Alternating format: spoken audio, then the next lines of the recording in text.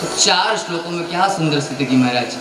वितरासुर स्तुति अद्भुत स्तुति है। अहम हरे तव पादैकमूल दासानुदासो भवितास्मि भूय।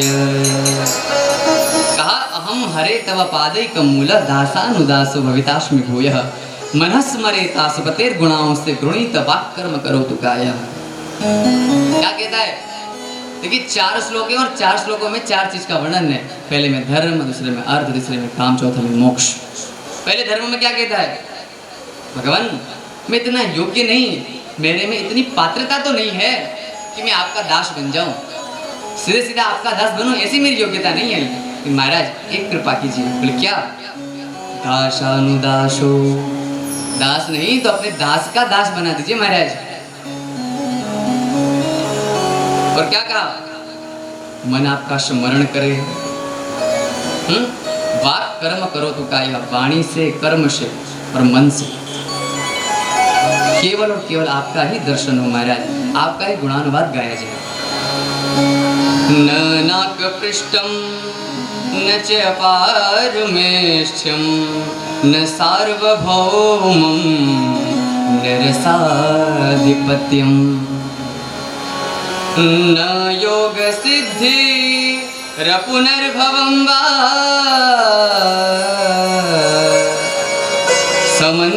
समंजसत्वा विरहैकांक्षे न नाकपृष्ठम न च पारमेष्ठ्यम न सार्वभौमं न रसाधिपत्यम। क्या देखो प्रभु, मुझे न स्वर्ग चाहिए, न मोक्ष चाहिए, न सार्वभौम पद चाहिए, न योग सिद्धि चाहिए, आपका विरह चाहिए।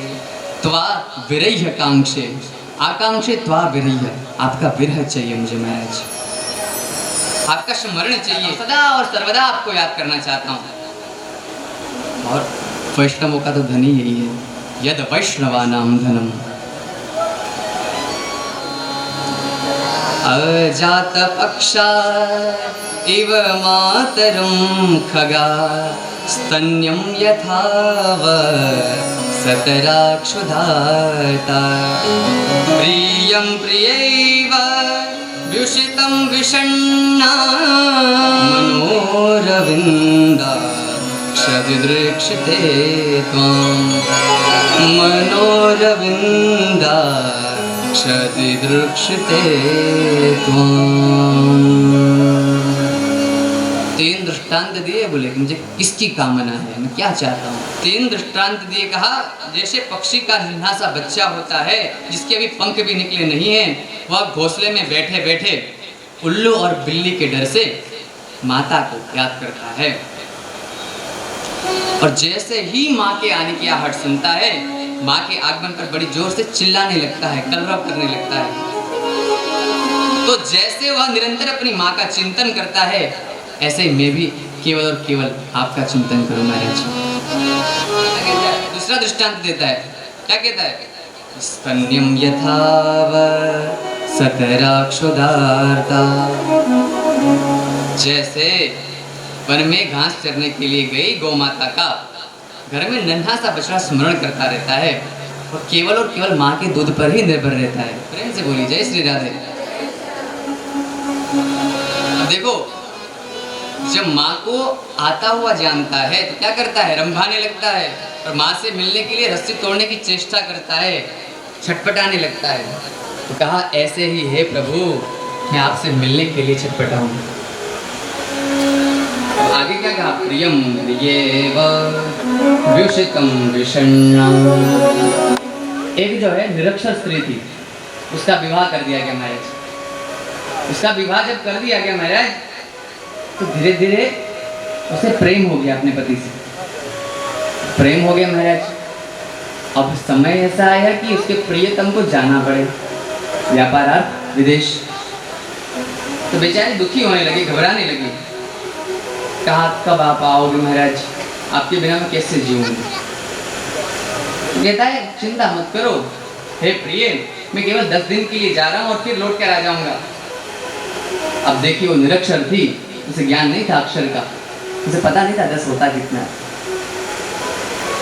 तो प्रेमी होते हैं वो समझ जाते हैं बात को। तो क्या किया, युक्ति लगाई महाराज, दीवार पर 10 रेखाएं खींच दी और कहा जैसे ही सुबह उठो तो एक रेखा मिटा देना।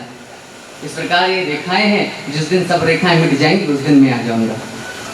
बोलो कृष्ण कन्हैया लाल की। देखो स्वार्थ के हैं सबके सब, फिर भी देखो कितना प्रेम है महाराज। अब समय व्यतीत हुआ महाराज, 9 रेखाएं मिटी और आज 10वीं रेखा की बारी है कि वो मिटे।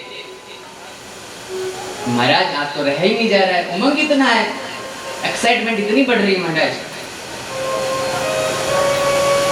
और कुछ भी आहट हो तो तुरंत दरवाजे पर दौड़कर जाती है, एक एक पल काटना मुश्किल है। वृत्रासुर कहते हैं प्रभु ऐसे ही प्रतिक्षण में आपसे मिलने के लिए लालायित रहूं, ऐसे ही आपसे मिलने, आपको देखने की उत्कंठा मेरे मन में जगे। अनुसार चाहे जितने मेरे जन्म हो, चाहे जितनी बार मैं मरूं, उसकी चिंता मुझे नहीं है, लेकिन ममोत्तम श्लोक जनेषु सख्यम संसार चक्रे भ्रमत स्वकर्मभिः तन्माययात्मात्मजदार्यगे स्वशक्तचित्त संयनाथ भूया।